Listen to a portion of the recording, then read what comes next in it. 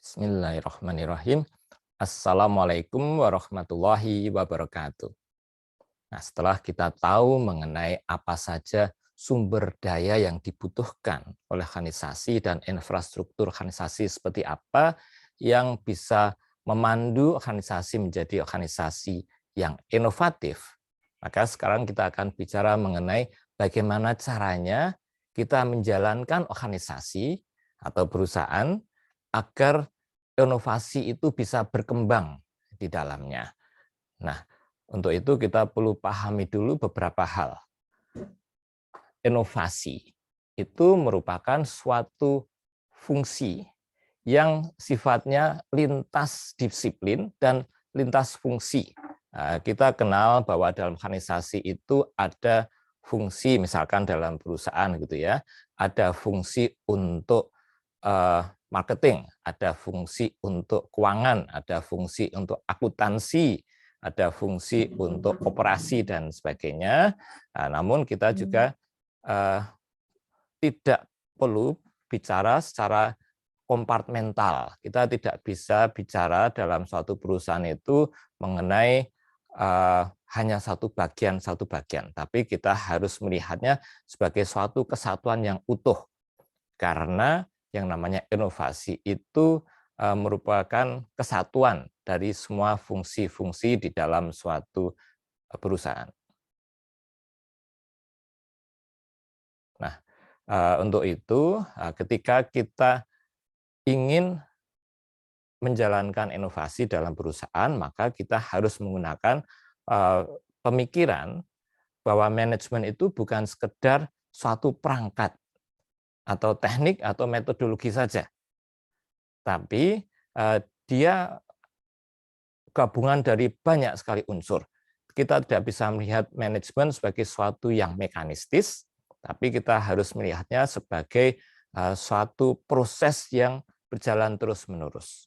Dan yang perlu kita pikirkan, yang bawah ini adalah kita harus refleksi apakah betul di dalam perusahaan itu inovasi menjadi prioritas atau tidak. Apakah inovasi merupakan sesuatu yang memang kita betul-betul inginkan atau tidak. Nah, itu yang akan menjadi titik penentu untuk memastikan perusahaan akan inovatif.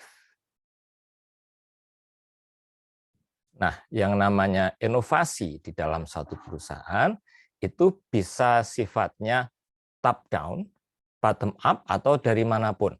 Jadi inovasi itu mestinya tidak hanya merupakan sesuatu yang dimandatkan dari atas, pimpinan mewajibkan semua anggota perusahaan, anggota organisasi untuk kreatif. Tidak bisa hanya seperti itu, tapi harusnya dia bisa muncul juga dari bawah ke atas atau dari samping, dari tuntutan supplier misalkan.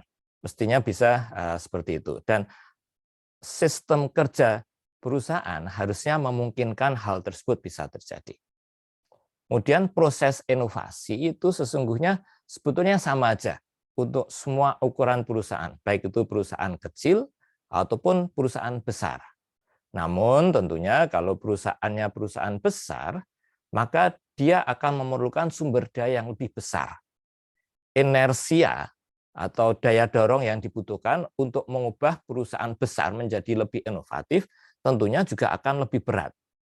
Nah, kalau perusahaannya perusahaan kecil, tentunya karena dia sifatnya bisa lebih lincah, birokrasinya lebih rendah, maka akan lebih mudah memulai roda inovasi tersebut. Nah, kita bisa melihat inovasi itu membutuhkan 4 output sebetulnya. Ada sumber daya yang dibutuhkan, ada infrastruktur yang dibutuhkan, ada budaya yang dibutuhkan, dan ada proses yang harusnya bisa berkembang dengan baik di perusahaan tersebut. Seperti yang kita lihat pada gambar ini, ada 4 hal tersebut. Dan 4 hal tersebut harusnya bisa sinkron berjalan. Nah, yang jadi tantangan adalah integrasi. Integrasi 4 hal tersebut sehingga semuanya itu mampu menumbuhkan suasana, mampu menumbuhkan proses inovasi di dalam perusahaan. Pertama, tentunya juga infrastrukturnya memadai. Kita punya visi, misi, kita punya katakanlah sistem yang sudah bekerja dengan baik. Nah, kemudian kita punya sumber daya organisasi, tentu selain people, selain manusianya, juga ada intellectual property atau hak milik intelektual atau pengetahuan yang telah dihasilkan oleh perusahaan itu selama bertahun-tahun dan sebagainya. Itu sumber dayanya juga harus mendukung, visi misinya juga harus sesuai. Kemudian tidak cukup itu, harus ada budaya yang termunculkan, budaya yang mendukung orang yang inovatif. Inovasi itu kalau misalkan ada orang yang inovatif, kemudian dia berusaha menyampaikannya di dalam rapat, dan ternyata dicokmohkan di dalam rapat itu, atau itu bukan urusanmu, silahkan sampaikan dulu ke manajer. Atau lebih parah lagi, misalkan tidak ada saluran bagi seorang karyawan yang punya ide baru untuk menyampaikan ide itu ke atasan. Itu juga tentunya akan menghambat. Yang pertama culture tadi, kalau misalkan nanti dicemooh, kemudian ada infrastruktur yang tidak memadai juga ternyata, karena tidak ada cara bagi karyawan untuk menyampaikan ide-idenya. Kemudian juga itu menyangkut proses juga. Proses bahwa misalkan bisa diadakan secara bulanan atau secara reguler sharing ide-ide dari karyawan ke atasan atau antar karyawan dulu. Atau kalau dalam budayanya Google, bahkan dia sudah masuk ke dalam sistem, sehingga setiap orang, setiap karyawan punya kesempatan 20%, malah kewajiban 20% dari waktu dia digunakan untuk mencari ide-ide baru dan mengembangkan penemuan-penemuan itu. Dan kalau nanti kira-kira oleh tim maupun oleh pimpinan dirasa dia visible untuk menjadi inovasi, maka dia akan dikembangkan menjadi satu unit bisnis tersendiri. Nah, ini diharapkan sebuah perusahaan punya empat hal tersebut. Kemudian yang berikutnya, kita harus paham keterbatasan organisasi yang dimiliki. Karena ketika organisasi masih kecil, masih startup, dia mesti lincah. Mesti ketika melihat peluang, itu langsung dia cepat menanggapi, dia cepat menyiapkan produk baru, dan seterusnya.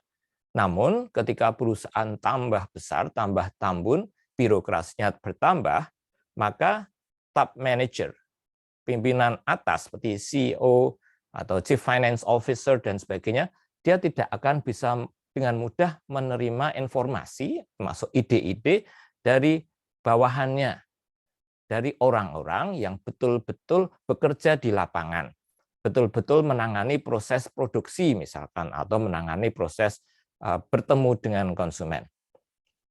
Nah, ini bisa terjadi akibat misalkan memang tidak ada waktu, jadi secara personal choice itu manajernya pilih, wah saya nggak mau disibukkan oleh hal-hal kecil seperti itu, harus ketemu terus dengan karyawan, atau memang tidak ada waktu.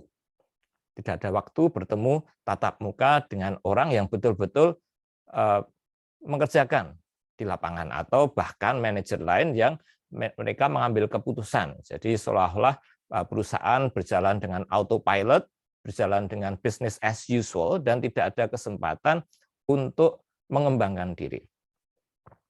Nah, ketika hal itu terjadi, maka pimpinan itu akhirnya akan terbatasi oleh interpretasi orang lain.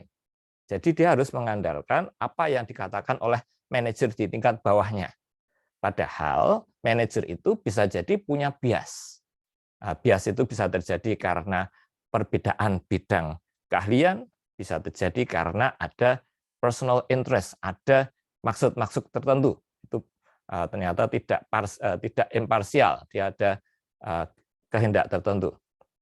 Nah, yang perlu dilakukan oleh perusahaan adalah mengubah budaya organisasi yang birokratis menjadi budaya organisasi yang mengutamakan inovasi sebagai prioritas utamanya. Namun memang lama-kelamaan perusahaan itu menjadi apatis, visi misinya lama-lama ya sekedar menjadi hal yang sekedar didengar, tidak betul-betul dijalankan, atau bahkan menjadi sesuatu yang kaku, institutionalized, menjadi sesuatu yang jadi birokratis, sudah ada visi misi, ada cara pengerjaan dan sebagainya. Nah, mungkin kita lupa bahwa mungkin ada cara yang lebih baik untuk melakukan sesuatu. Nah, ini bisa jadi visi dan misi kalau sudah terinstitusionalisasi, sudah jadi barang yang fix, itu malah menghambat kemajuan dari perusahaan. Nah, makanya secara rutin manajer itu perlu mereview, melihat kembali visi misi dan cara kerja organisasinya. Nah, ini ada beberapa hal yang bisa digunakan untuk menilai ulang tentang organisasinya. Misalkan, apakah visi misi perusahaan itu sudah sesuai dengan zaman? Karena zaman berubah, konsumen mungkin juga berubah, keinginan pembeli juga berubah, apakah kita sudah menyelesaikan diri dengan itu atau tidak? Ataukah tentang scope, bidang kerja, apakah bidang kerjanya sudah sesuai, ataukah barangkali kita perlu meluaskan bidang kerja kita, apakah diperluas, ada unit-unit bisnis baru yang memenuhi kebutuhan konsumen yang semakin berkembang. Apakah daya dorong perusahaan yang saat ini digunakan itu sudah tepat atau belum? Apakah ada bagian-bagian dari perusahaan, dari bisnis ini yang kita punya blind spot? Blind spot itu ibaratnya kalau kita menyetir mobil, ada spion, tapi selalu ada bagian dari spion itu yang ada blind spotnya. Ketika ada kendaraan lewat di belakang kita mau menyalip, itu ada yang bagian yang tidak terlihat. Di perusahaan juga bisa seperti itu. Kita tidak sadar bahwa ada perubahan keinginan pembeli kita, konsumen kita, dan ternyata ada perusahaan lain, apalagi yang cukup berbahaya kalau ada startup lain gitu ya, yang mengambil peluang itu untuk memenuhi kebutuhan konsumen kita. Kemudian, apakah gaya manajerialnya sudah sesuai belum dengan zaman? Kalau dulu kan top down, dulu pimpinan mengatakan sesuatu harus dilakukan. Nah, tapi sekarang dengan para pekerja yang semakin milenial, mereka tentunya tidak bisa demikian saja diam ketika melihat sesuatu yang tidak benar atau sesuatu yang bisa dilakukan dengan cara yang lebih baik. Nah, itu apakah mungkin perlu keterlibatan yang lebih tinggi, style management, gaya manajemennya mungkin perlu ada perubahan, atau perlu ada diferensiasi baik dalam produknya.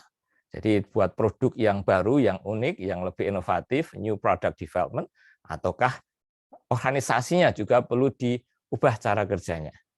Kemudian ada core competency. Core competency itu kemampuan inti perusahaan, bukan hanya sekedar sumber daya ya. Bisa jadi perusahaan itu punya sumber daya SDM yang bagus. Tapi core competency itu pengetahuan mengenai cara memanfaatkan, memberdayakan berbagai sumber daya yang dimiliki. Nah, itu juga perlu dilihat. Apakah core competency-nya sudah sesuai atau belum, atau malah sudah ketinggalan zaman. Kemampuan untuk mengelola sumber daya itu.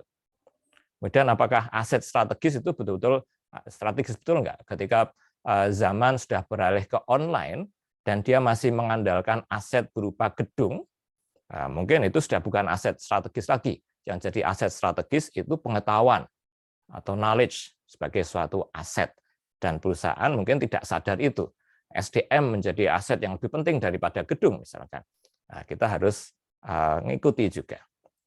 Kemudian apakah model bisnisnya? Model bisnis itu pada dasarnya cara perusahaan mendapatkan uang. Apakah sudah sesuai?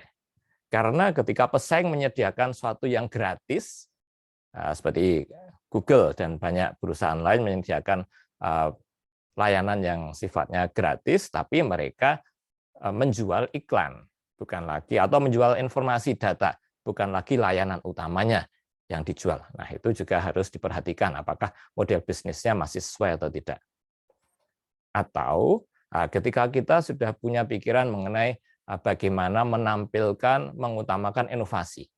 Kita sudah punya SOP, prosedur untuk karyawan, agar mereka bisa menyampaikan ide-ide ke atasan, ke manajer. Tapi apakah hal-hal itu sudah terkomunikasikan, tersosialisasikan kepada karyawan atau kepada seluruh perusahaan atau belum? Nah, itu hal-hal yang bisa kita lakukan untuk mereview, melihat kembali tentang kesiapan organisasi untuk tampil menjadi perusahaan atau organisasi yang senantiasa inovatif. Mudah-mudahan bermanfaat dan wassalamualaikum warahmatullahi wabarakatuh.